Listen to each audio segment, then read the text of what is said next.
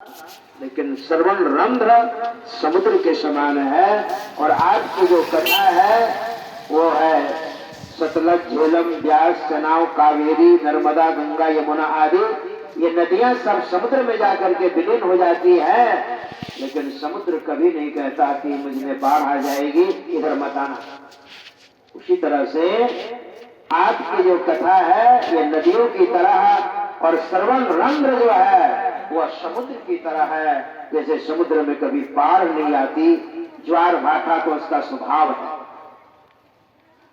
महाराज वहां पर आप रहिए। देखिए, पहले तो कहा आप हर जगह हैं, आत्मस्वरूप को देखा। विभीषण जी केवल जीव भाव से कह रहे हैं, है ना। आप ऐसा भी कह सकते हैं, 4 प्रकार के भक्त रामायण में वर्णन है।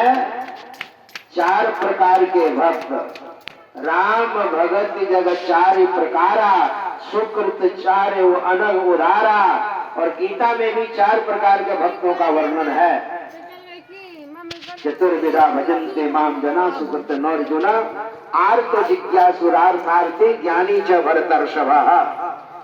आर्त अर्थार्थी, जिज्ञासु और ज्ञानी। आर्त भक्त मतलब दुखिया भक्त, अर्थार्थी ध्यान के लिए जो भजन करता है, जिज्ञासु जानने के लिए, और ज्ञानी, ज्ञानी के बारे में तो भगवान कहते ज्ञानी स्वात्मेव, ज्ञानी तो मेरी आत्मा है। दुखिया भक्त है विभीषण जी। अब कहिएगा कैसे महाराज? तो नाम जप करते थे वो, है ना। हनुमान जी महाराज जब गए लंका तो विभीषण जी से भेंट हुई थी, लेकिन ब्राह्म मुहूर्त में उनसे संपर्क हुआ। और जैसे जगे ना, पहले तो हनुमान जी सोच रहे थे लंका निशिचर निकर निवासा, यहाँ कहाँ सज्जन करवासा। लंका निशिचर। हनुमान जी जब गए थे वहां रात में, तो मन में तर्क वितर्क चल रहा था कि लंका निशिचर, निशि मतलब रात, चर संस्कृत शब्द है।